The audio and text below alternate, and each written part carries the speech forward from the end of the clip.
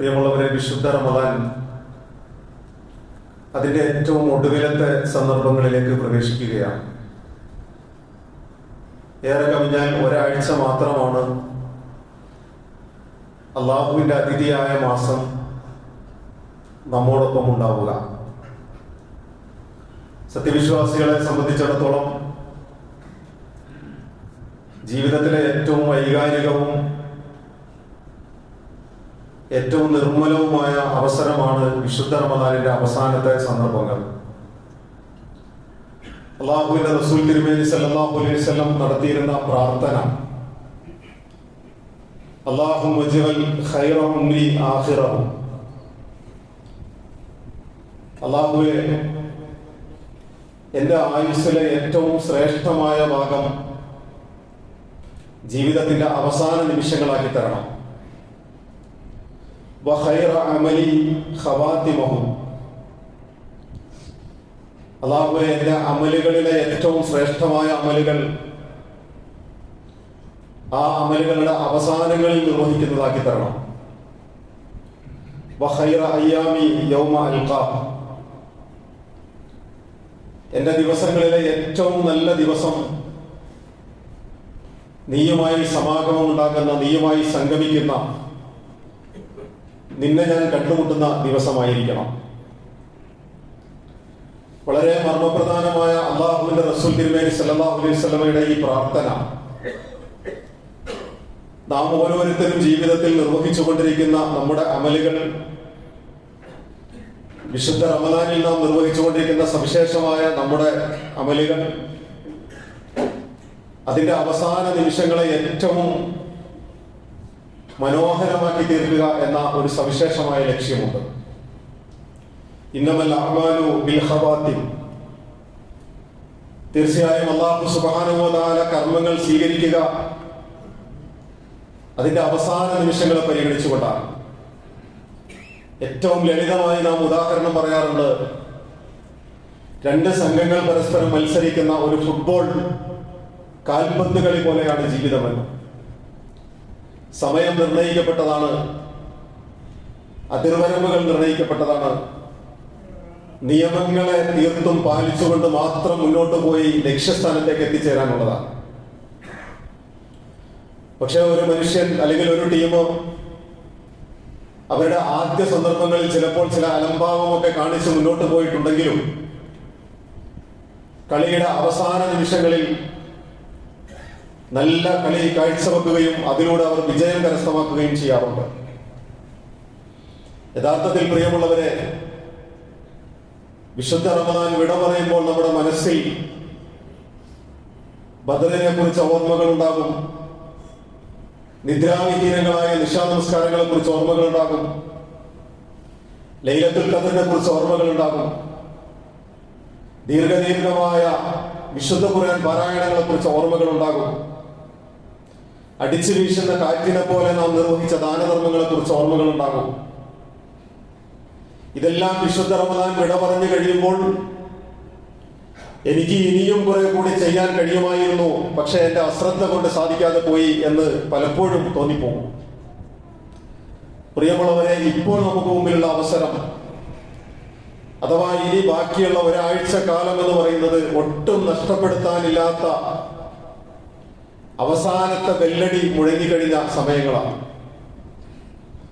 അവസാനത്തെ ദിനരാത്രങ്ങളെ കുറിച്ച്, അതിന്റെ സവിശേഷതകളെ കുറിച്ച് വിശുദ്ധ ഖുർആനിന്റെ വീക്ഷണവും അല്ലാഹുവിന്റെ റസൂൽ തിരുമേനി സല്ലല്ലാഹു അലൈഹി വസല്ലമയുടെ അധ്യാപനങ്ങളും എന്റെ പ്രിയമുള്ള സഹോദരങ്ങളുടെ മുമ്പിൽ ഇപ്പോൾ സുദീർഘമായി ഞാൻ പറയുന്നില്ല. നമ്മുടെ തറാവീഹ് നമസ്കാരങ്ങൾക്കിടയിലുള്ള ഓർമ്മപ്പെടുത്തലുകളിലൂടെ അത് വന്നിട്ടുണ്ടാകും. അതുകൊണ്ട് ഒറ്റ വാക്കിൽ ആ വിഷയം ഞാനിവിടെ അവസാനിപ്പിച്ചുകൊണ്ട് സൂചിപ്പിക്കുന്നത്, ഈ അവസാനിച്ചുകൊണ്ടിരിക്കുന്ന സമയങ്ങൾ, അസ്തമയത്തിലേക്ക് നീങ്ങിക്കൊണ്ടിരിക്കുന്ന ഒരു സൂര്യൻ, നമ്മളിൽ നിന്ന് കൊഴിഞ്ഞു വീട് പോയിക്കൊണ്ടിരിക്കുന്ന നമ്മുടെ സമയങ്ങൾ, ആ സമയങ്ങളെ നഷ്ടപ്പെട്ടാൽ ഒരിക്കലും തിരിച്ചു പിടിക്കാൻ കഴിയാത്തതാണ് എന്ന് നാം ആദ്യം തിരിച്ചറിയണം.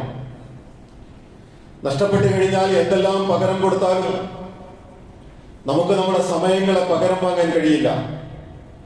അതുകൊണ്ട് ഇനിയുള്ള നിമിഷങ്ങളെ നഷ്ടപ്പെടുത്തി കളയാതിരിക്കാനുള്ള ജാഗ്രതയും കരുതലും ഉണ്ടാകണം എന്ന് ആ വിഷയത്തിൽ ഇപ്പോൾ സൂചിപ്പിക്കുന്നുള്ളൂ. സവിശേഷമായ മറ്റൊരു സംഗതിയെ സൂചിപ്പിക്കാൻ ആഗ്രഹിക്കുന്നത്, നമുക്കറിയാം വിശുദ്ധ റമദാനിലേക്ക് പ്രവേശിച്ചു കഴിഞ്ഞാൽ അള്ളാഹുവിന്റെ റസൂൽ തിരുമേനി സല്ലല്ലാഹു അലൈഹി വസല്ലമയെ കുറിച്ച് പറയാറുണ്ട്, അടിച്ചു വീശുന്ന കാറ്റിനെ പോലെയാണ് അള്ളാഹുവിന്റെ റസൂൽ ദാനധർമ്മങ്ങൾ നിർവഹിച്ചുകൊണ്ടിരുന്നത് എന്ന്. തന്റെ കൈവശമുള്ളതിൽ നിന്ന് അതെത്ര ചെറുതോ എത്ര വലുതോ ആയിക്കൊള്ളട്ടെ, അതിന്റെ അവകാശികളായ ആളുകളെ കണ്ടെത്തിയിട്ട് അവർക്ക് വേണ്ടിയിട്ട് വിനിയോഗിക്കുക എന്നത് അള്ളാഹുവിന്റെ റസൂൽ സല്ലല്ലാഹു അലൈഹി വസല്ലം അടിച്ചു വീശുന്ന കാറ്റിനെ പോലെ, അഥവാ കാറ്റിന് വകഭേദങ്ങളില്ല. കാറ്റടിക്കുന്നത് എല്ലായിടത്തേക്കും ഒരുപോലെയാണ്. ആ കാറ്റിൽ നിന്നുള്ള അതിന്റെ ആ സുഖശീതളിമ അനുഭവിക്കുന്നത് ഏതെല്ലാം ഭാഗങ്ങളിലൂടെ കാറ്റ് വീശുന്നുണ്ടോ ആ ഭാഗങ്ങളിലുള്ള എല്ലാവരുമാണ്. അതുപോലെ അള്ളാഹുവിന്റെ റസൂൽ സല്ലല്ലാഹു അലൈഹി വസല്ലം വകഭേദങ്ങളില്ലാതെ, വേർതിരിവുകളില്ലാതെ, വിവേചനങ്ങളില്ലാതെ അള്ളാഹുവിന്റെ റസൂൽ തിരുമേനി സല്ലല്ലാഹു അലൈഹി വസല്ലം ചിലവഴിക്കാൻ കാണിച്ചിരുന്ന ഒരു സമയം കൂടിയാണ് വിശുദ്ധ റമദാൻ എന്നത്. ഞാൻ പാരായണം ചെയ്തു വെച്ച സൂറത്തു തൗബയിലെ 34-35 സൂക്തങ്ങളുണ്ട്. വളരെ ഗൗരവപൂർവ്വം അല്ലാഹു സുബ്ഹാനഹു വ തആല പറഞ്ഞു വെക്കുന്ന വല്ലദീന യക്നിസൂന അൽ-ദഹബ വൽ-ഫിദ്ദ വലാ യുൻഫിഖൂനഹാ ഫീ സബീലില്ലാഹി ഫബശ്ശിർഹും ബിഅദാബിൻ അലീം. ഒരു വിഭാഗമുണ്ട്, തങ്ങളുടെ സമ്പത്തിൽ നിന്ന് സ്വർണവും വെള്ളിയും ഒക്കെ ഇങ്ങനെ കൂമ്പാരമാക്കി കൂട്ടിവെച്ച് ഒരുപാട് സമ്പാദ്യങ്ങൾ ഇങ്ങനെ സമ്പാദിച്ചു കൂട്ടിയിട്ട് ആ സമ്പാദ്യങ്ങളുടെ സുഖശീതളിമയിൽ ജീവിതം കൊഴിപ്പിച്ചു കൊണ്ടിരിക്കുന്ന ആളുകളുണ്ട്. എന്നിട്ട് വലാ യുൻഫിഖൂനഹാ ഫീ സബീലില്ലാഹ്, അള്ളാഹുവിന്റെ മാർഗത്തിൽ ചിലവഴിക്കുന്നതിന് വലിയ വിമുഖത പ്രകടിപ്പിക്കുകയും ചെയ്യുന്നു. അത്തരം ആളുകളെ സംബന്ധിച്ചിടത്തോളം ഫബശ്ശിർഹും ബിഅദാബിൻ അലീം, വേദനാജനകമായ ശിക്ഷയെ സംബന്ധിച്ച് അവരെ നിങ്ങൾ സന്തോഷ വാർത്ത അറിയിച്ചു കൊള്ളുക. യൗമ യുഹ്മാ അലൈഹാ ഫീ നാരി ജഹന്നമ ഫതുഖ്വാ ബിഹാ ജിബാഹുഹും വജുനൂബുഹും. പിന്നീട് നാളെ അള്ളാഹുവിന്റെ മുമ്പിൽ അള്ളാഹുവിന്റെ മാർഗത്തിൽ വിനിയോഗിക്കാതെ മാറ്റിവെച്ചുകൊണ്ട് കാത്തു സൂക്ഷിച്ചതൊക്കെയും നാളെ നരകത്തിയിൽ വെച്ച് ചുട്ടുപഴിപ്പിച്ചതിന് ശേഷം അവരുടെ മുഖങ്ങളിലും മുതുകുകളിലും പാർശ്വങ്ങളിലുമൊക്കെ വദുഹൂറുഹും, ഇങ്ങനെ ഓരോ ഭാഗങ്ങളിലും അതേ കെൻസുകൊണ്ട്, അതേ നിധികൾ കൊണ്ട് ഇങ്ങനെ ചൂടുവെക്കപ്പെടുന്ന അവസരമുണ്ടാകും. എന്നിട്ട് അവരോട് പറയപ്പെടും, ഹാദാ മാ കനസ്തും ലിഅൻഫുസികും, നിങ്ങൾ നിങ്ങൾക്ക് വേണ്ടി സമ്പാദിച്ചു കൂട്ടിയ, നിങ്ങൾ നിങ്ങൾക്ക് വേണ്ടി സ്വരൂപിച്ചു വെച്ച നിങ്ങളുടെ ഖനിജങ്ങളാണ് ഈ കാണുന്നതൊക്കെയും. ഫദൂഖൂ മാ കുൻതും തക്നിസൂൻ, അതുകൊണ്ട് ഇപ്പോൾ നിങ്ങൾ സമ്പാദിച്ചു വെച്ചതിന്റെ ആ മാധുര്യം എന്ത് എന്ന് നിങ്ങളിപ്പോൾ അനുഭവിച്ചു കൊള്ളുക എന്ന് ഈ നരകാഗ്നിയിൽ വെച്ച് പഠിപ്പിച്ചതിലൂടെ ശിക്ഷയിലേക്ക് വലിച്ചെറിയപ്പെടുന്ന മനുഷ്യരോട് പറയപ്പെടുമെന്നാണ്. പ്രിയമുള്ളവരെ, അല്ലാഹു സുബ്ഹാനഹു വ തആല ഇസ്ലാമിനെ കുറിച്ച് അള്ളാഹുവിന്റെ റസൂൽ തിരുമേനി സല്ലല്ലാഹു അലൈഹി വസല്ലം 5 സ്തംഭങ്ങളിൽ പടുത്തുയർത്തപ്പെട്ടതാണ് എന്ന് പഠിപ്പിച്ചു. ആ 5 തൂണുകളിൽ പടുത്തുയർത്തപ്പെട്ടു എന്ന് പറഞ്ഞതിൽ 2 ഷഹാദത്ത് കലിമകൾക്കും നമസ്കാരത്തിനും ശേഷം സക്കാത്ത് എന്ന് പറയുന്ന ഇസ്ലാമിന്റെ സാമ്പത്തിക വ്യവസ്ഥിതിയെ കുറിച്ചാണ് പഠിപ്പിക്കുന്നത്. ഇസ്ലാമിന്റെ സാമ്പത്തിക വ്യവസ്ഥിതി യഥാർത്ഥത്തിൽ ഈ സാഹചര്യത്തിൽ സൂക്ഷ്മമായി നമ്മൾ വിലയിരുത്തേണ്ടതുണ്ട്. കാരണം ഒരു അരക്ഷിതാവസ്ഥയുടെയും യുദ്ധത്തിന്റെയും സാഹചര്യത്തിലാണ് നാം ജീവിച്ചുകൊണ്ടിരിക്കുന്നത്. വലിയ വലിയ ബിസിനസ് മേഖലകൾ തകർന്നുകൊണ്ടിരിക്കുന്ന, വിശേഷിച്ച് നമ്മുടെ രാജ്യത്ത് പോലും മെട്രോപൊളിറ്റൻ സിറ്റികളിലെ അറിയപ്പെടുന്ന പല ഹോട്ടലുകളും അടച്ചുപൂട്ടുന്നു എന്ന വാർത്തകൾ കേൾക്കുമ്പോൾ, അടുത്തത് നമ്മുടെ വീടകങ്ങളിലേക്കുള്ള പാചകവാതകമാണ് എന്ന് പറയുമ്പോൾ, അല്ലെങ്കിൽ വാഹനങ്ങളിൽ ഉപയോഗിക്കുന്ന ഇന്ധനമാണ് എന്ന് പറയുമ്പോൾ, ചരക്ക് നീക്കങ്ങൾ പ്രതിസന്ധിയിലാകുന്നു എന്ന് പറയുമ്പോൾ, ബിസിനസ് മേഖല അടിമുടി മാറ്റങ്ങൾക്ക് വിധേയമാവുകയും തകരുകയും ചെയ്യുന്നു എന്ന് നാം കേട്ടുകൊണ്ടിരിക്കുമ്പോൾ, പ്രിയമുള്ളവരെ, ഇസ്ലാമിന്റെ സക്കാത്ത് എന്ന സാമ്പത്തിക വ്യവസ്ഥയെ കുറിച്ച് നമ്മൾ ഇനിയും പഠിക്കണം.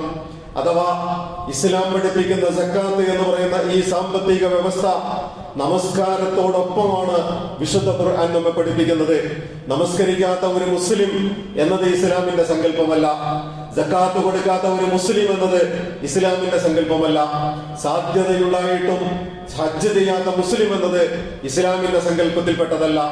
വിശുദ്ധ റമദാനിൽ നോമ്പെടുക്കാനുള്ള ആരോഗ്യമുണ്ടായിട്ട്, നോമ്പെടുക്കാനുള്ള ശേഷിയുണ്ടായിട്ട് നോമ്പെടുക്കാതിരിക്കുന്ന ഒരു മുസ്ലിം, അഥവാ നമസ്കരിക്കാത്ത മുസ്ലിം, സക്കാത്ത് കൊടുക്കാത്ത മുസ്ലിം, നോമ്പെടുക്കാത്ത മുസ്ലിം, ഹജ്ജ് ചെയ്യാത്ത മുസ്ലിം എന്ന ഒരു പദപ്രയോഗത്തെ തന്നെ നമ്മൾ തിരിച്ചറിയണം.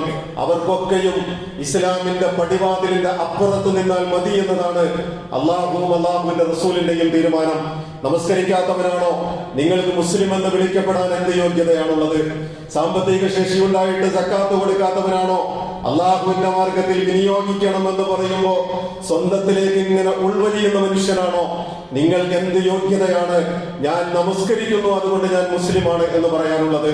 നിങ്ങൾ വിശുദ്ധ റമദാനിൽ വ്രതമെടുക്കാത്തവനാണെങ്കിൽ നിങ്ങൾക്ക് മുസ്ലിമാണ് എന്ന് പറയാൻ എന്ത് യോഗ്യതയാണുള്ളത്? ഹജ്ജിന് പോകാനുള്ള ശേഷിയുണ്ടായിട്ട് നിങ്ങൾ ഹജ്ജിന് പോകുന്നില്ലെങ്കിൽ വിശുദ്ധ ഖുർആന്റെ ഭാഷയിൽ വമൻ കഫറ, ആര് നിഷേധിച്ചു എന്ന്, കാഫിറായി എന്ന് അലൈഹിവസല്ലം പറയുമ്പോ, പ്രിയമുള്ളവരെ, ഇസ്ലാം എന്ന് പറയുന്ന ഈ മഹാസ്തംഭത്തെ പിടിച്ചു നിർത്തിയിട്ടുള്ള 5 സ്തൂപങ്ങളും നമ്മുടെ ജീവിതത്തിൽ ഉണ്ടാകണം. അഥവാ സക്കാത്ത് കൊടുക്കാൻ യോഗ്യനായ മനുഷ്യൻ ഞാനാണ് സമ്പാദിച്ചത്, ഞാനാണ് അധ്വാനിച്ചത്, എന്റെ സമ്പത്തിലേക്ക് ഞാൻ എന്റെ പരിശ്രമത്തിലൂടെ, എന്റെ ഇടപാടിലൂടെ, എന്റെ കച്ചവടത്തിലൂടെ, എന്റെ ബിസിനസ്സിലൂടെ ഞാൻ സമ്പാദ്യങ്ങൾ ഉണ്ടാക്കിയിട്ടുണ്ട്. പക്ഷെ ആ സമ്പാദ്യങ്ങളെ ഒരു നിർണിത പോയിന്റിലെത്തിയപ്പോ ആ സമ്പാദ്യങ്ങളൊക്കെയും നിനക്ക് തന്ന റബ്ബ് പറയുന്നു, ഇപ്പോൾ നീ ഒരു പോയിന്റിൽ എത്തിയിരിക്കുന്നു, ഇനി അതിൽ നിന്ന് 2.5% നിനക്ക് നിഷിദ്ധമായിരിക്കുന്നു. നീയാണല്ലോ സമ്പാദിച്ചത്, നീയാണല്ലോ പണിയെടുത്തത്, അതൊക്കെയും ശരിയായിരിക്കെ ഇപ്പോൾ നീ എത്തിയിരിക്കുന്ന പോയിന്റിൽ നിന്ന് 2.5% നിനക്ക് നിഷിദ്ധമായിരിക്കുന്നു, നിനക്ക് ഹറാമായിരിക്കുന്നു. ആ 2.5% അവകാശികളായ ഒരുപാട് മനുഷ്യർ നിങ്ങളുടെ ചുറ്റുപാടും ജീവിച്ചു കൊണ്ടിരിക്കുന്നു. ആ മനുഷ്യരുടെ വേദനകളെ തിരിച്ചറിയാനാണ് നിങ്ങൾ വ്രതമെടുത്തത് എന്നതുകൂടി അതിന്റെ കൂട്ടത്തിൽ നമ്മൾ തിരിച്ചറിയേണ്ടതുണ്ട്. അള്ളാഹുവിന്റെ റസൂൽ സല്ലല്ലാഹു അലൈഹി വസല്ലമയോട് ഒരിക്കൽ ഒരു സഹാബി വന്നിട്ട് ചോദിക്കുന്ന ചോദ്യമുണ്ട്, യാ റസൂലൻ, യാ റസൂലല്ലാഹ്, ദുല്ലനി അലാ അമലിൻ ഇദാ അമിൽതുഹു ദഖലൽ ജന്ന. അള്ളാഹുവിന്റെ റസൂലെ, എനിക്കൊരു കാര്യത്തെ കുറിച്ച് താങ്കൾ അറിയിച്ചു തരുമോ? ഇദാ അമിൽതുഹു ദഖലൽ ജന്ന, ആ ഒരു കാര്യം ഞാൻ ചെയ്തു കഴിഞ്ഞാൽ എനിക്ക് എന്റെ സ്വർഗം ഉറപ്പാകണം, എനിക്ക് സ്വർഗത്തിൽ പ്രവേശിക്കാൻ കഴിയുന്ന, എന്നെ സ്വർഗത്തിലേക്ക് വലിച്ചെടുപ്പിക്കാൻ കഴിയുന്ന ഒരു കാര്യത്തെ കുറിച്ച് എനിക്ക് പറഞ്ഞു തരുമോ റസൂലെ എന്ന് ചോദിക്കുമ്പോ അള്ളാഹുവിന്റെ റസൂൽ സല്ലല്ലാഹു അലൈഹി വസല്ലം ഷഹാദത്ത് കലിമകളെ കുറിച്ച് പറഞ്ഞു കൊടുത്തു, നമസ്കാരത്തെ കുറിച്ച് പറഞ്ഞു കൊടുത്തു, സക്കാത്തിനെ കുറിച്ച് പറഞ്ഞു കൊടുത്തു, നോമ്പിനെ കുറിച്ച് പറഞ്ഞു കൊടുത്തു, ഹജ്ജിനെ കുറിച്ച് പറഞ്ഞു കൊടുത്തു. എന്നിട്ട് ആ മനുഷ്യനോട് പറഞ്ഞു, ഈ 5 കാര്യങ്ങൾ മുറുകെ പിടിച്ചു കഴിഞ്ഞാൽ സ്വർഗത്തിൽ പ്രവേശിക്കുമെന്ന് പറയുമ്പോ ആ മനുഷ്യൻ തൊട്ടുടനെ അള്ളാഹുവിന്റെ റസൂൽ സല്ലല്ലാഹു അലൈഹി വസല്ലമയോട് പറയുന്ന മറുപടി, മുഹമ്മദിന്റെ ആത്മാവ് ആരുടെ കയ്യിലാണോ അവനെ കൊണ്ട് സത്യം. അഥവാ സർവലോക രക്ഷിതാവായ പടച്ച തമ്പുരാൻ തന്നെയാണ് സത്യം. ഇപ്പോൾ ഹബീബായ റസൂൽ തിരുമേനി സല്ലല്ലാഹു അലൈഹി വസല്ലം പറഞ്ഞതിനപ്പുറത്തേക്ക് ഞാൻ പോവുകയില്ല. അഥവാ അള്ളാഹുവിന്റെ റസൂൽ സല്ലല്ലാഹു അലൈഹി വസല്ലം പറഞ്ഞത് എന്തൊക്കെയാണോ ആ പറഞ്ഞതൊക്കെയും ഞാൻ എന്റെ ജീവിതത്തിൽ പകർത്തും. ഞാൻ നമസ്കരിക്കും, ഞാൻ സക്കാത്ത് കൊടുക്കും, ഞാൻ നോമ്പെടുക്കും, ഞാൻ ഹജ്ജ് ചെയ്യും, എന്റെ സാധ്യതകൾ മുന്നിൽ വെച്ചുകൊണ്ട്. ഈ മനുഷ്യൻ അള്ളാഹുവിൽ സത്യം ചെയ്തുകൊണ്ട് മുഹമ്മദിന്റെ ആത്മാവ് ആരുടെ കയ്യിലാണോ അവനെ കൊണ്ട് സത്യം എന്ന് പറഞ്ഞുകൊണ്ട് ഈ വർത്തമാനം പറഞ്ഞ് ആ സദസ്സിൽ നിന്ന് പിരിയുന്ന ഒരു സന്ദർഭമുണ്ട്. പിരിഞ്ഞു പോകുമ്പോ പിന്തിരിഞ്ഞു പോകുന്ന മനുഷ്യനെ ചൂണ്ടിയിട്ട് അള്ളാഹുവിന്റെ റസൂൽ സല്ലല്ലാഹു അലൈഹി വസല്ലം പറഞ്ഞു, നിങ്ങൾക്ക് സ്വർഗാവകാശിയായ മനുഷ്യനെ കാണണോ? സ്വർഗാവകാശിയായ, സ്വർഗത്തിലേക്ക് നടന്നു നീങ്ങുന്ന മനുഷ്യനെ നിങ്ങൾക്ക് കാണണോ? അതാ ആ നടന്നു പോകുന്ന മനുഷ്യനിലേക്ക് നിങ്ങൾ നോക്കിക്കോളൂ എന്ന് അള്ളാഹുവിന്റെ റസൂൽ സല്ലല്ലാഹു അലൈഹി വസല്ലം പറയുന്നുണ്ട്. പ്രിയമുള്ളവരെ, നമ്മൾ ആലോചിച്ചു നോക്കൂ, എത്ര ഗൗരവമേറിയ, എത്ര വലിയ സാരോപദേശമാണ് അള്ളാഹുവിന്റെ റസൂൽ സല്ലല്ലാഹു അലൈഹി വസല്ലം ആ സദസ്സിന്റെ മുമ്പിൽ ആ സമൂഹത്തിന് കൊടുക്കുന്നത്. അഥവാ സത്യവിശ്വാസിയുടെ മനസ്സ് ചിലവഴിക്കണം എന്നുള്ള ആഗ്രഹത്തിൻ്റെതാണ്, സത്യവിശ്വാസിയുടെ മനസ്സ് കൊടുക്കണമെന്നുള്ള ആഗ്രഹത്തിൻ്റെതാണ്. കാരണം എന്റെ കയ്യിലുള്ളതൊന്നും എന്റേതല്ലല്ലോ. ഉടമസ്ഥനായ റബ്ബ് സുബ്ഹാനഹു വ തആല എന്റെ സാധ്യതകൾക്കനുസരിച്ച് ക്രയവിക്രയം നടത്താൻ എന്നെ ചുമതലപ്പെടുത്തിയതാണ് എന്റെ കൈവശമുള്ളത്. എനിക്ക് ബിസിനസിന്റെ വാതിലുകൾ തുറന്നു തന്നത് അള്ളാഹുവാണ്. ആ ബിസിനസ്സിൽ എനിക്ക് വളർച്ചയുണ്ടാക്കി തന്നത് അള്ളാഹുവാണ്. ആ ബിസിനസ്സിൽ നിന്ന് എന്റെ വരുമാന സാധ്യതകളെ പരമാവധി നല്ല നിലയിൽ വളർത്തി തന്നത് എന്റെ റബ്ബാണ്. അതുകൊണ്ട് ആ റബ്ബ് ചോദിച്ചത് കൊടുക്കാൻ ഞാൻ ബാധ്യസ്ഥനാണ് എന്ന മനസ്സ് ഒരു സത്യവിശ്വാസിയുടേതാണ്. നേരെ മറിച്ച് പിശുക്കിന്റെ മനസ്സ് എന്ന് പറയുന്നത് കൊടുത്താൽ കുറഞ്ഞു പോകുമെന്ന മനസ്സ് ഖാറൂനിന്റെ മനസ്സാണ്. എന്റെ സമ്പത്ത് എന്നെ നിത്യനാക്കിക്കൊള്ളും എന്നതുള്ള തെറ്റിദ്ധാരണയിൽ നിന്ന് ഞാൻ എന്റെ സമ്പത്തുമായിട്ട് നിലകൊണ്ടാൽ എന്നെ ബഹുമാനിക്കുവാൻ എന്റെ ചുറ്റുപാടും ആളുകൾ ഉണ്ടാകും. ഞാൻ എന്റെ സമ്പത്തുമായിട്ട് നിലകൊണ്ടാൽ എന്റെ ബന്ധുമിത്രാദികളുടെ സ്നേഹോഷ്മളമായ പരിഗണനകൾ ഉണ്ടാകും. അതല്ല, ഞാൻ ഇങ്ങനെ കയ്യയച്ചു കൊടുത്താൽ നാളെ എനിക്കൊരാവശ്യം വന്നാൽ ഞാൻ പാപ്പരായി പോകുമോ എന്ന ആശങ്ക. പ്രിയമുള്ളവരെ, അള്ളാഹുവിന്റെ മാർഗത്തിൽ ചിലവഴിച്ചിട്ട് നാളിതുവരെ ഒരു മനുഷ്യനും പാപ്പരായി പോയിട്ടില്ല. നാളിതുവരെ അള്ളാഹുവിന്റെ മുമ്പിൽ അംഫിഖൂ മിമ്മാ റസഖ്നാകും, നിങ്ങൾക്ക് ഞാൻ നൽകിയതിൽ നിന്ന് നിങ്ങൾ ചിലവഴിച്ചോളൂ എന്ന് അള്ളാഹു പറഞ്ഞപ്പോ കൊടുക്കാൻ തയ്യാറായ മനുഷ്യരുണ്ട് നമുക്കിടയിൽ. എന്റെ മുന്നിലിരിക്കുന്ന ഒരുപാട് സഹോദരങ്ങളുണ്ട്. അള്ളാഹു സുബ്ഹാനഹു വ തആല അവരെ ഒക്കെയും അനുഗ്രഹിക്കുമാറാകട്ടെ. അവരുടെ എല്ലാ ഇടപാടുകളിലും റബ്ബ് സുബ്ഹാനഹു വ തആല എല്ലാ വർധനവും നൽകി പരിഗണിക്കുമാറാകട്ടെ. അഥവാ അള്ളാഹുവാണ് ചോദിച്ചതെങ്കിൽ ഞാൻ അള്ളാഹുവിന്റെ മാർഗത്തിൽ കൊടുക്കും എന്ന് തീരുമാനിച്ച മനുഷ്യരുണ്ട്. അവർക്ക് ലഇൻ ശകർതും ലഅസീദന്നകും, വിശുദ്ധ ഖുർആനിന്റെ ഏറ്റവും നല്ല ബിസിനസ് വിജയത്തിന്റെ ഒരു മന്ത്രമാണ് അല്ലാഹു സുബ്ഹാനഹു വ തആല പറഞ്ഞത്. നിങ്ങൾ എന്നോട് നന്ദി കാണിക്കുന്നുണ്ടെങ്കിൽ ഞാൻ നിങ്ങൾക്ക് അധികരിപ്പിച്ചു തരാം. നിങ്ങൾ എന്നോട് നന്ദി കാണിക്കുന്നില്ലെങ്കിൽ പിന്നെ എങ്ങനെയാണ് ഞാൻ നിങ്ങൾക്ക് അധികരിപ്പിച്ചു തരിക? നിങ്ങൾ എന്നോട് നന്ദി കാണിക്കുക എന്നത് വിശുദ്ധ ഖുർആനിന്റെ ആഹ്വാനമാണ്.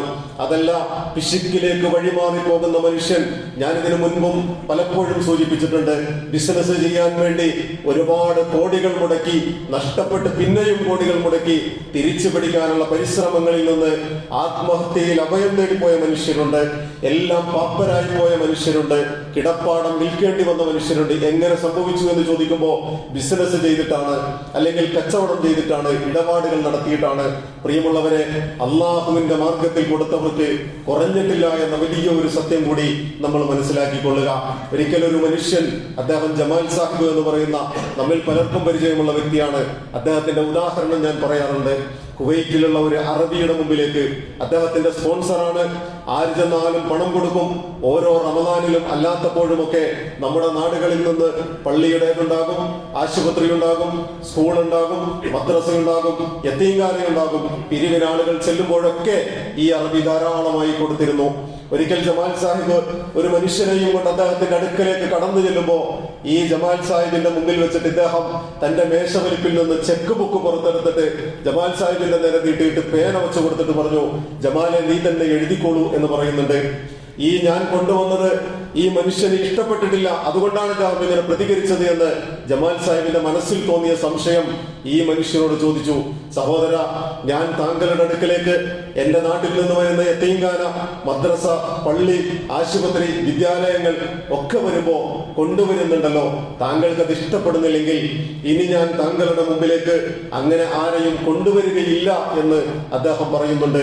അപ്പോൾ ഈ അറബി എഴുന്നേറ്റ് നിന്നുകൊണ്ട് ജമാൽ സാഹിബിനെ വാരി പുണർന്നുകൊണ്ട് പറഞ്ഞത്, ജമാലെ, എന്റെ മുമ്പിലേക്ക് നീ ഒരു മനുഷ്യനെയുമായിട്ട് കടന്നു വരുമ്പോ, നീ വാതിൽ തുറന്ന് കടന്നു വരുമ്പോ എന്റെ മുമ്പിലെ സ്വർഗത്തിന്റെ വാതിലാണ് നീ ശരിക്കും തുറന്നു തന്നിട്ടുള്ളത്.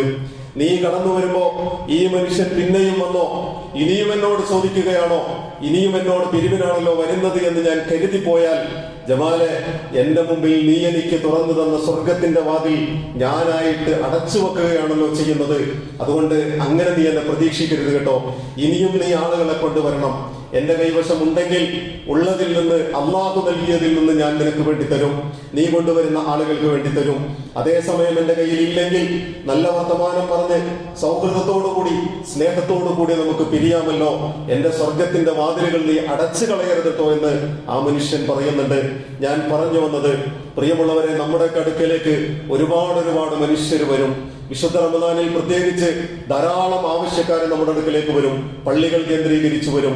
ആവശ്യക്കാരനെ ചോദിച്ചു വരുന്നവനെ നിങ്ങൾ ആട്ടിയകറ്റരുത് എന്നത് വിശുദ്ധ ഖുർആനിന്റെ നിലപാടാണ്. അതോടൊപ്പം നമ്മുടെ കുടുംബാംഗങ്ങളിൽ, നമ്മുടെ വീടകങ്ങളിൽ, നമ്മുടെ പരിസര പ്രദേശങ്ങളിൽ, നമ്മുടെ അയൽവാസികളിൽ ദുരിതം അനുഭവിക്കുന്ന ഒരുപാട് മനുഷ്യരുണ്ടാകും. അവരെ കാണാതെയാണ് നമ്മൾ മുന്നോട്ട് പോകുന്നതെങ്കിൽ അത് നമ്മുടെ വീഴ്ചയാണ് എന്ന് നമ്മൾ തിരിച്ചറിയണം. അതുകൊണ്ടാണ് അല്ലാഹുവിന്റെ റസൂൽ തിരുമേനി സല്ലല്ലാഹു അലൈഹി വസല്ലം നിങ്ങളുടെ അയൽവാസി വിശന്നിരിക്കുമ്പോ നിങ്ങൾ വയറു നിറച്ചുണ്ടാൽ അവൻ നമ്മിൽപ്പെട്ടവനല്ല എന്ന് റസൂൽ തിരുമേനി സല്ലല്ലാഹു അലൈഹി വസല്ലം ഇസ്ലാമിന്റെ പടിവാതിലിന്റെ അപ്പുറത്തേക്ക് ആ മനുഷ്യനെയും മാറ്റി നിർത്തിയത്.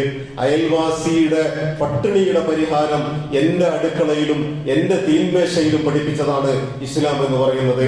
അയൽവാസിയുടെ മരുന്നിന്റെ പരിഹാരം എന്റെ പോക്കറ്റിലെ പൈസയിലാണ് അള്ളാഹുവിന്റെ റസൂൽ സല്ലല്ലാഹു അലൈഹി വസല്ലം പഠിപ്പിച്ചത്.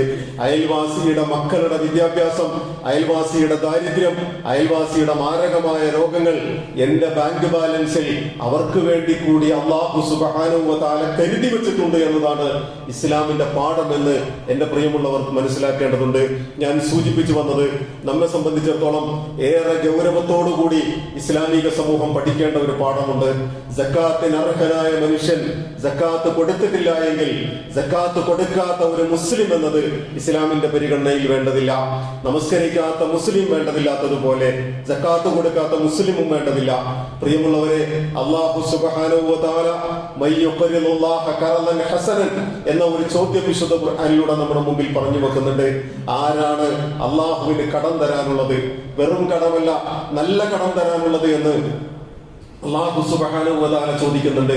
മയ്യുഖരിലുല്ലാഹ ഖറദൻ ഹസന, അള്ളാഹുവിന് വേണ്ടിയുള്ള നല്ല കടം നാളെ അല്ലാഹു സുബ്ഹാനഹു വ തആല തിരിച്ചു തരുന്ന, നാളെ അല്ലാഹു സുബ്ഹാനഹു വ തആല നിങ്ങൾ എങ്ങനെയാണോ അള്ളാഹുവിന്റെ മാർഗത്തിൽ ചിലവഴിച്ചത് അതിന്റെ ഇരട്ടിക്കിരട്ടിയായി നാളെ അല്ലാഹു സുബ്ഹാനഹു വ തആല തിരിച്ചു തരും എന്നല്ല. നിങ്ങൾ ഈ ദുനിയാവിൽ ചിലവഴിക്കുന്ന ഓരോന്നിനെയും നിങ്ങളിൽ ഒരു മനുഷ്യൻ ഒരു ഒട്ടകക്കുട്ടിയെ വളർത്തുന്നത് പോലെ ആ ഒട്ടകക്കുട്ടി എങ്ങനെ വളർന്ന് ഉഹദ് മലയോളം വലുതാകുന്നത് പോലെ അള്ളാഹുവിന്റെ മുമ്പിൽ നിങ്ങൾക്ക് പുണ്യം കരസ്ഥമാക്കാമെന്നത് ഇസ്ലാമിന്റെ അധ്യാപനങ്ങളിൽപ്പെട്ടതാണ്. അതല്ല, നേരെ മറിച്ചാണ് ഖാറൂനിന്റെ മനസ്സാണ് നിങ്ങൾക്കുള്ളത് എങ്കിൽ ഖാറൂനിന്റെ മനസ്സുമായിട്ട് ഞാൻ ചിലവഴിച്ചാൽ എന്റെ ആവശ്യങ്ങളുടെ സന്ദർഭങ്ങളിൽ ഞാൻ പരാജയപ്പെട്ടു പോകുമല്ലോ, ഞാൻ നിങ്ങനായി പോകുമല്ലോ, എന്റെ കൈവശമുള്ളതൊക്കെ കൊടുത്താൽ കുറഞ്ഞു പോകുമല്ലോ എന്നാണ് നാം ചിന്തിക്കുന്നത് എങ്കിൽ പ്രിയമുള്ളവരെ, ആ ചിന്തയെ നമ്മുടെ എല്ലാത്തിനെയും പിടിച്ചെടുക്കാൻ കഴിവുള്ള അല്ലാഹു സുബ്ഹാനഹു വ തആല പരീക്ഷണങ്ങളിലേക്കാണ് കൊണ്ടുപോവുക. 3 മനുഷ്യരെ കുറിച്ച് ഉദാഹരണം പറയാറുണ്ട്. ബനി ഇസ്രായേൽ വംശത്തിൽപ്പെട്ട 3 ആളുകളെ കുറിച്ച്. അതിലൊരു മനുഷ്യൻ ഒരു വെള്ളപ്പാണ്ട് രോഗിയാണ്, മറ്റൊരു മനുഷ്യൻ കഷണ്ടി ബാധിച്ചവനാണ്, മറ്റൊരു മനുഷ്യൻ അന്ധനാണ്. ഈ 3 മനുഷ്യരും അഥവാ ചികിത്സയില്ലാത്ത, പരിഹാര മാർഗങ്ങളില്ലാത്ത രോഗബാധിതരായ 3 മനുഷ്യർ, അവരുടെ 3 പേരുടെയും അടുക്കലേക്ക് മനുഷ്യരൂപത്തിലുള്ള ഒരു മലക്ക് വന്നതാണ് ചരിത്രത്തിൽ വിലയിരുത്തുന്നത്. മനുഷ്യരൂപത്തിലുള്ള മലക്ക് വന്നിട്ട് ഈ ഒന്നാമത്തെ വെള്ളപ്പാണ്ട് രോഗിയോട് ചോദിക്കുന്നുണ്ട്, നിനക്ക് എന്താണ്, എന്ത് അനുഗ്രഹമാണ് നിനക്ക് വേണ്ടത് എന്ന് ചോദിക്കുമ്പോൾ അദ്ദേഹം പറയുന്ന മറുപടി, എന്റെ ശരീരത്തിന്റെ തൊലി ഒന്ന് നല്ല മൃദുലമായ ചർമ്മമായി മാറണം, എന്റെ ഈ വെള്ളപ്പാണ്ടൊന്ന് മാറിക്കിട്ടേണ്ടതുണ്ട്, അങ്ങനെ ശരീരത്തിന്റെ ആഗ്രഹം അതുപോലെ സംഭവിക്കട്ടെ എന്ന് ഈ മലക്ക് അദ്ദേഹത്തിന്റെ അടുക്കൽ പറയുന്നു. അതിനുശേഷം അദ്ദേഹത്തോട് ചോദിക്കുന്നു, നിനക്ക് മറ്റെന്തെങ്കിലും ആഗ്രഹമുണ്ടോ എന്ന് ചോദിക്കുമ്പോൾ അദ്ദേഹം പറയുന്നുണ്ട്, എനിക്ക് നല്ല ഒട്ടകങ്ങൾ വേണ്ടതുണ്ട്. അങ്ങനെ അദ്ദേഹത്തിന് ഒട്ടകത്തെ കൊടുക്കുന്നു. ഈ സമ്പത്തിൽ അള്ളാഹു നിന്നെ അനുഗ്രഹിക്കട്ടെ എന്ന് പ്രാർത്ഥിച്ചുകൊണ്ട് ഈ മലക്ക് അവിടെ നിന്ന് വിട പറഞ്ഞു പോകുന്നു. അദ്ദേഹത്തിന്റെ തൊലി ശരിയായിരിക്കുന്നു, ആളുകൾ കണ്ടാൽ ആകർഷകത്വമുള്ള രീതിയിലേക്ക് മാറിയിട്ടുണ്ട്. രണ്ടാമത്തെ മനുഷ്യൻ കഷണ്ടി ബാധിച്ച് സമൂഹത്തിന്റെ ഇടയിൽ ഇറങ്ങാൻ ലജ്ജയുള്ള മനുഷ്യനാണ് അദ്ദേഹം. ആ ലജ്ജയുള്ള മനുഷ്യനോട് ചോദിക്കുമ്പോൾ അദ്ദേഹം പറയുന്നു, എന്റെ തലയിൽ നല്ല മുടി വേണ്ടതുണ്ട്, എന്റെ കഷണ്ടി മാറ്റി തരണം. ശരി, കഷണ്ടി മാറ്റി കൊടുക്കുന്നു. അതിനുശേഷം അദ്ദേഹത്തോട് ചോദിച്ചു, നിനക്ക് ഇനി എന്ത് വേണമെന്ന് ചോദിക്കുമ്പോൾ എനിക്ക് പശു വേണമെന്ന് പറയുന്നു. അങ്ങനെ പശുക്കളെ കൊടുക്കുന്നു. അദ്ദേഹത്തിന്റെ പശുക്കളിൽ അനുഗ്രഹം ഉണ്ടാകട്ടെ എന്ന് പ്രാർത്ഥിച്ചുകൊണ്ട് ഈ മലക്ക് അവിടെ നിന്ന് വിട പറയുന്നു. മൂന്നാമത്തെ മനുഷ്യന്റെ അടുക്കൽ വരുമ്പോ അദ്ദേഹത്തോട് ചോദിക്കുന്നു, നിനക്ക് എന്ത് വേണമെന്ന് ചോദിക്കുമ്പോൾ എനിക്ക് ഈ ലോകമൊക്കെ ഒന്ന് കാണണമെന്ന് അദ്ദേഹം പറയുന്നു. കണ്ണിന് കാഴ്ച കിട്ടുന്നു.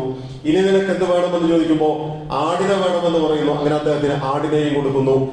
പിന്നീട് ആ ചരിത്രം അങ്ങനെ പറഞ്ഞു പോയിട്ട് ഈ 3 പേർക്കും അവർക്ക് കിട്ടിയ ഒട്ടകത്തിൽ നിന്ന്, പശുവിൽ നിന്ന്, ആടിൽ നിന്ന് അവരുടെ ആ ഒരു ബിസിനസ് സാമ്രാജ്യം തന്നെ വിശാലമാവുകയും ഒരുപാട് സമ്പത്തിന്റെ ഉടമകളായി മാറുകയും ചെയ്യുന്നു. കുറെ നാളുകൾക്ക് ശേഷം ഈ വെള്ളപ്പാണ്ട് രോഗിയുടെ അടുക്കൽ മറ്റൊരു വെള്ളപ്പാണ്ട് രോഗി വന്നു. എന്നിട്ട് അദ്ദേഹം ചോദിച്ചു, എനിക്ക് താങ്കളുടെ സമ്പത്തിൽ നിന്ന് അല്പം എനിക്ക് തരുമോ എന്ന് ചോദിച്ചപ്പോ ഈ വെള്ളപ്പാണ്ട് രോഗിയെ ആട്ടി ഓടിച്ചുകൊണ്ട് ഈ മനുഷ്യൻ പറഞ്ഞു, ഇതൊക്കെയും ഞാൻ സമ്പാദിച്ചത് എന്റെ അധ്വാന പരിശ്രമങ്ങളിലൂടെയാണ്, ഇതിൽ നിന്ന് ഒന്നുപോലും നിനക്ക് തരാൻ സാധ്യമല്ല എന്ന് ഈ വെള്ളപ്പാണ്ട് രോഗിയെ ആട്ടിയോടിക്കുന്നു. അപ്പോൾ ഈ വെള്ളപ്പാണ്ട് രോഗി പറയുന്നുണ്ട്, ഒരു കാലത്ത് നീയും വെള്ളപ്പാണ്ട് രോഗിയായിരുന്നു, അന്ന് നിന്റെ മുമ്പിൽ ഒരു മനുഷ്യൻ വന്നിട്ട് നിനക്ക് വേണ്ടി ഇതൊക്കെ നൽകിയിരുന്നല്ലോ, ആ മനുഷ്യൻ തന്നെയാണ് ഇപ്പോൾ ഈ വന്നിരിക്കുന്ന ഞാനെന്ന് ഈ മലക്ക് പറയുകയും ഈ സമ്പത്ത് മുഴുവൻ നഷ്ടപ്പെട്ടു പോവുകയും ചെയ്യുന്നു എന്നതാണ് ചരിത്രം. രണ്ടാമത്തെ മനുഷ്യൻ, പശുക്കളെ കെട്ടിയ മനുഷ്യനും ഇതുപോലെ തന്നെ. മൂന്നാമത്തെ മനുഷ്യനെ സംബന്ധിച്ചിടത്തോളം അദ്ദേഹം ഈ അന്ധനായ ഒരു മനുഷ്യൻ വന്ന് ചോദിക്കുമ്പോൾ അദ്ദേഹം പറയുന്നു, ഞാനും പണ്ട് അന്ധനായിരുന്നു, എന്റെ കൈവശം ഒന്നും ഉണ്ടായിരുന്നില്ല, ഇതൊക്കെയും എന്റെ റബ്ബ് തന്നതാണ്.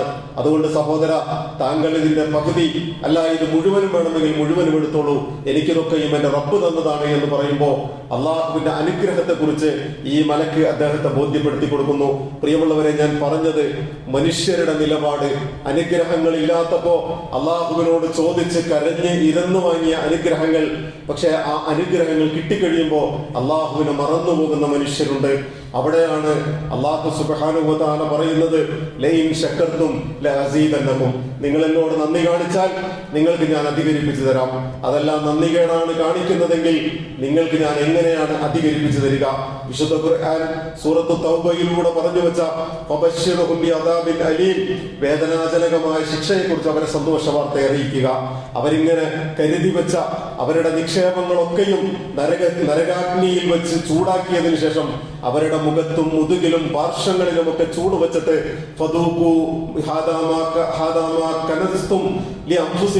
നിങ്ങൾ നിങ്ങൾക്ക് വേണ്ടി സമ്പാദിച്ചു വെച്ചതാണിത്,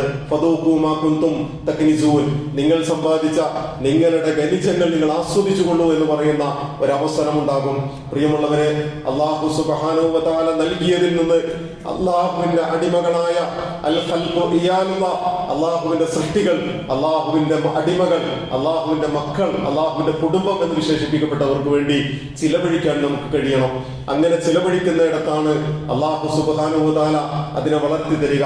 ഒരു ധാന്യമണിയിൽ നിന്ന് നൂറുകണക്കിന് ധാന്യങ്ങൾ ഉണ്ടാകുന്ന, കതിർമണികൾ ഉണ്ടാകുന്ന വിശാലമായ ഒരു വികസനത്തെ കുറിച്ചാണ് യഥാർത്ഥത്തിൽ സക്കാത്ത് വ്യവസ്ഥ നമ്മെ പഠിപ്പിക്കുന്നത് എന്ന് എന്റെ പ്രിയമുള്ള സഹോദരങ്ങൾ മനസ്സിലാക്കണം. അല്ലാഹു സുബ്ഹാനഹു വ തആല അവൻ നൽകിയതിൽ നിന്ന് ചിലവഴിക്കുന്ന, അവന് വേണ്ടി വിനിയോഗിക്കുന്ന, അള്ളാഹുവിനോട് നന്ദി കാണിക്കുന്ന അടിമകളുടെ കൂട്ടത്തിൽ നമ്മെ എല്ലാവരെയും ഉൾപ്പെടുത്തി അനുഗ്രഹിക്കുമാറാകട്ടെ.